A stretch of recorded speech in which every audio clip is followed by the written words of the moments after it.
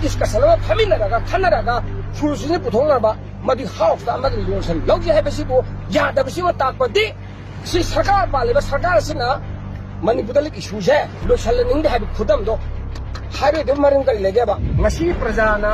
akoida house sadaga house phamu session phamu